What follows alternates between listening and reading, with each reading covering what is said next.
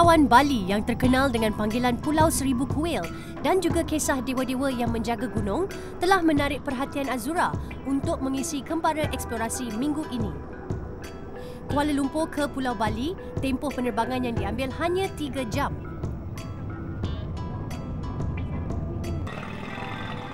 Kuta menjadi persinggahan pertama.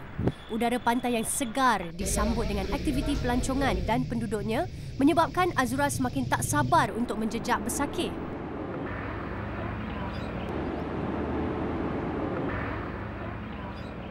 Inilah tarikannya, pura atau kuil yang mempunyai 1000 erti bagi penduduk Bali. Kalau ada pohon beringin yang besar itu pasti ada istilahnya penunggunya. Itu di Bali sangat disakralkan. Kalau ada pohon beringin yang besar itu harus dikasih tanda. Begitu juga dengan gunung-gunung di sini kan, maknanya masyarakat di Bali ini Ya. ada apa-apa yang objek yang besar memang sangat penting dipuja ya. Iya, ya. Seperti Gunung Agung ya. Ya. Ya itu. Pura Besakih adalah binaan suci bagi penganut agama Hindu di Bali. Ia terletak di kaki Gunung Agung dan merupakan binaan pura yang terbesar di Pulau Dewata ini. Terdiri daripada sebuah pura pusat dan 18 pura kecil atau pendamping. Di sinilah dipercayai ajaran agama Hindu mula berkembang.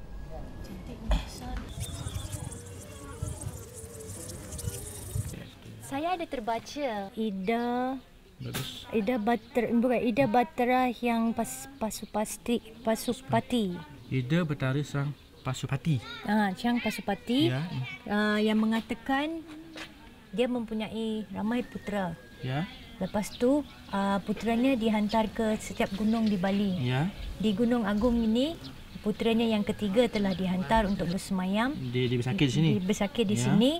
Namanya Ida Ratu Gede Gunung Agung. Dia bersemayam di sini. Ya. Dan dari situ bermulanya lah berkait rapat di antara gunung dengan masyarakat di Bali. Dan setiap gunung tu putera-puteranya ada. Oh, itu putra-putranya si Batara Sang Pasupatinya. Iya, Sang Pasupatinya tu. Ya. Kalau di Gunung Agung itu ada kan putranya di sini. Saya baca namanya Ida Ratu Gede Gunung Agung. Oh ya. Jadi kisahnya betul lah ya. Itu memang betul ada di sini. Boleh dikatakan dekorasi dalaman Pura Besakih dipenuhi dengan patung berupa monyet. Figura ini dikatakan mempunyai kaitan dengan Dewa Hanuman. Sama ada kecil atau besar, semuanya disusun secara menghadap ke arah Gunung Agung.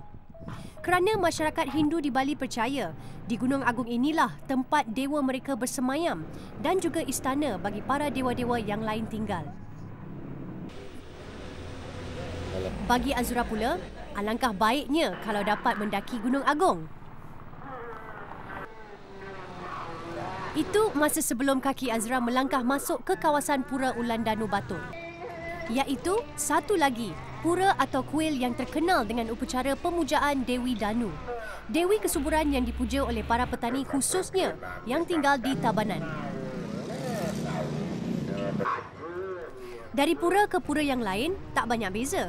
Cuma di Pura Alas Rum, tarikannya ini. Suara ini buat Azura tercari-cari apa sebenarnya yang berlaku. Pak, saya mau tumpang tanya. Boleh tolong ceritakan tentang nyanyian yang sedang berlangsung sekarang ni? Oh, ini kan kawin, namanya kawin. Kawin? Kawin. Maknanya laki sama perempuan kawin? Nah, kawin itu apa namanya seperti dekorasi kesenian itulah artinya. Oh, kesenian. okey. Ya. Kesenian Bali, ini kawin namanya. Kawin kalau untuk Jawa itu Al-Qur'an. Ceritanya Ramayana. Ini seperti ini kan Ramayana ini mangki sejarah Bali dulu supaya jangan kerajaan Bali kan dari Jawa juga. Ya. Dulu di bawah ini bukan di sini, di bawah di kaki gunung pura ini. Di Habis itu bawah. macam mana boleh naik ke atasnya?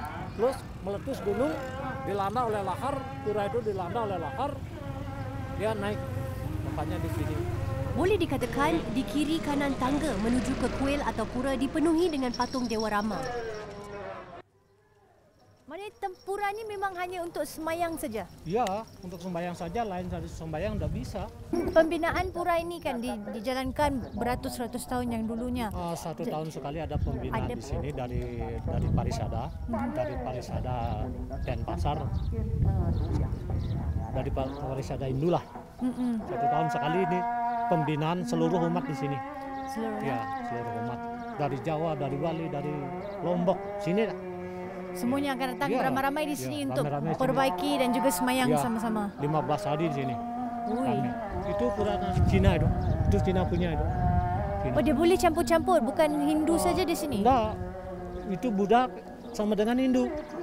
Buddha, Hindu sama itu. Sama. Dia ada 3 bahagian di sini ya. Ya. Kenapa dibuatkan 3 bahagian? 3? Apa makna dia, signifikasi dia? Seperti kita ya. Ya. Ini kan kaki, Ya. perut, kepala. Itu maksudnya. I see. Iya, di sana kaki dulu, perut, kepala. Kepalanya di sana. Iya. Jadi terakhir. Ada kaitannya dengan gunung, tapi kalau memang Pura Ulun Danau Batur ini kan ulu itu kan di atas.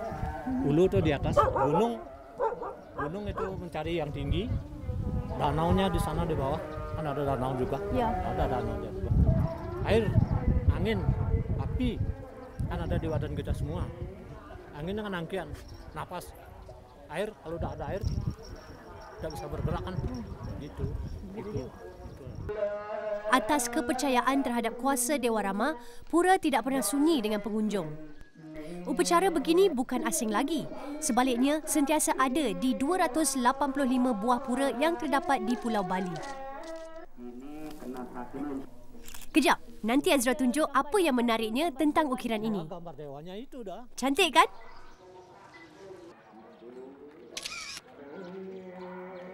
Hitam. Itu kan hitam.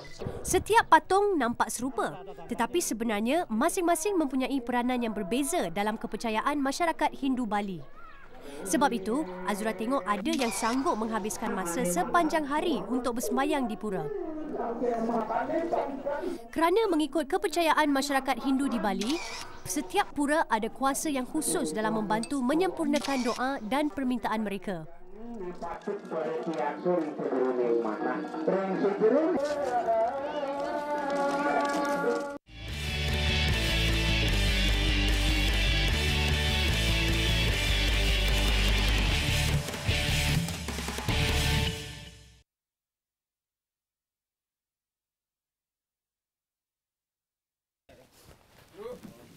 Apa-apa. Tapi ini lancar. Kan dia gedut.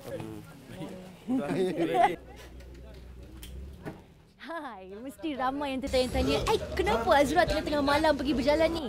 Sebenarnya Azra sekarang berada di kaki Gunung Batur, iaitu gunung yang ketiga tertinggi di Bali dengan ketinggian 1717 meter.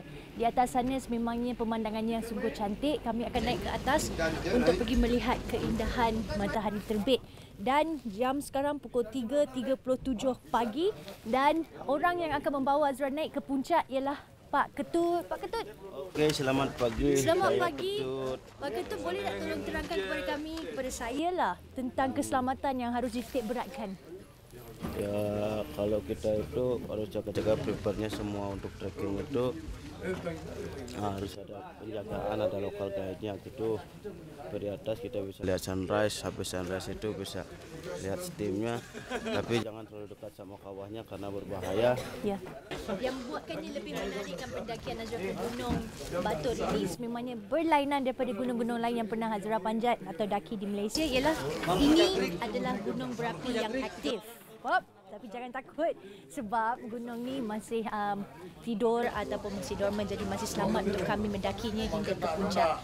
Jadi jom, Azra dah ada lampu suluh, baju sejuk pun dah ada sebab sangat sejuk. Kita mulakan pendakian kita ke Gunung Batur. Di sini dan tambahan-tambahan pembantunya juga ada. Sudah kira berapa kali panjat gunung ini? Kalau masalah panjat itu saya udah biasanya ambil 3 kali seminggu atau kadang-kadang lebih. Wih, Karena di sini ada 62 lokal guide-nya sama organisasi sini dan tambahan-tambahan pembantunya juga ada. kami kerja itu ada komunitasnya gitu.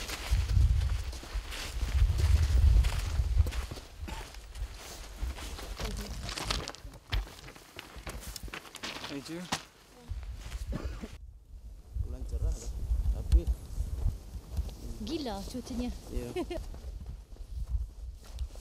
Mana hujan tak? bulan cerah lah, tapi Saya pun sudah mula rasa peluh saya turun titik. sudah Panas. kelihatan peluhnya tuh. Ya, peluh. Nampak? Berapa jaraknya Ketut yang kita sudah berjalan dari kaki sampai ke sini? Kurang lebih berkisar 1 sampai 1,5 kilo lah. Itu je. Rasa macam dah jauh.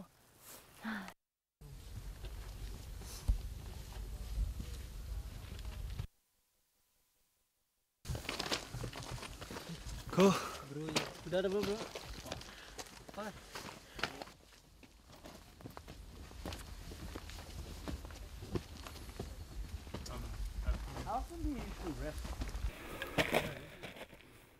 Cukup gurih dia kena.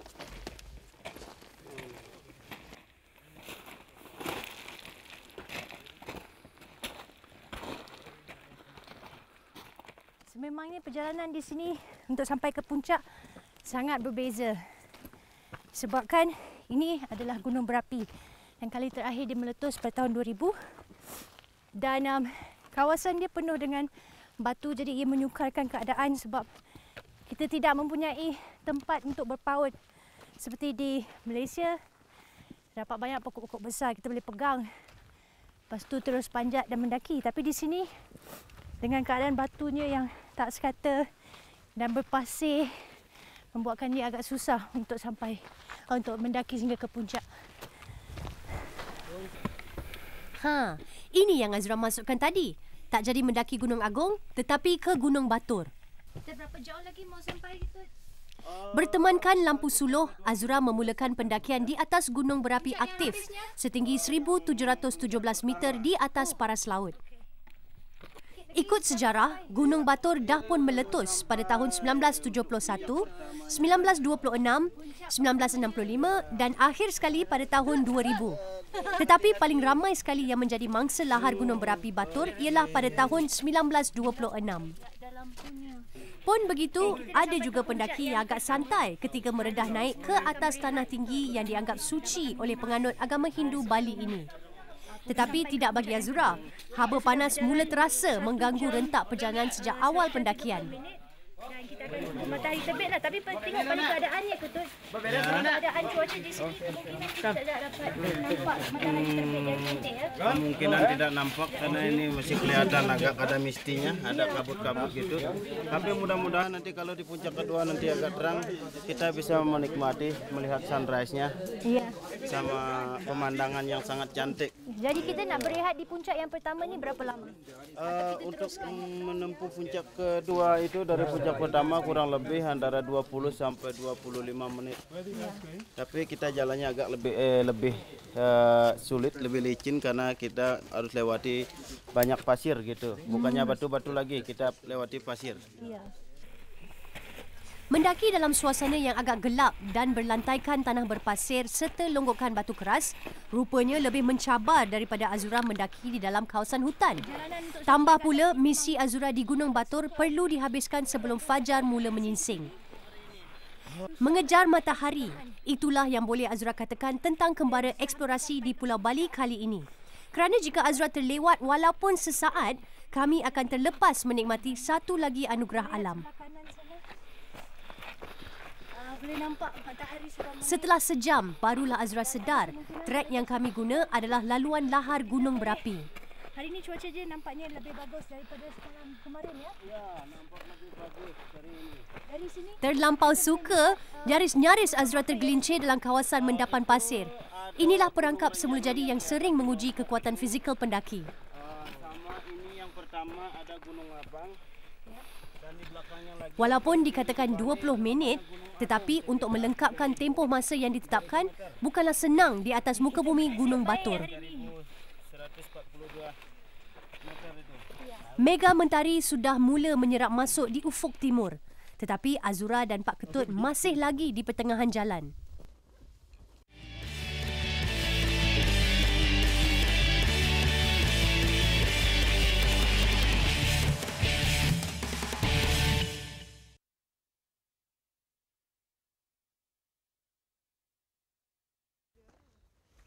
Oke, selamat. Congratulations. Yeay! Inilah puncak kedua. Puncak kedua. Gunung Batur. Gunung Batur punya puncak kedua. Gunung ketiga tertinggi di Bali dengan ketinggian 1717. Ya. Okey. Waktu sekarang kita sudah memanjat 2 jam kita memanjat. 2 jam. Oke. Nanti 1,5 jam sampai puncak pertama dan tambah setengah jam lagi puncak kedua. Ya. Ya, itulah Sebentar perjalanan. lagi kita dapat melihat matahari naik. Di sana tu. Ya, ini pun kita sudah nak mula nampak ya.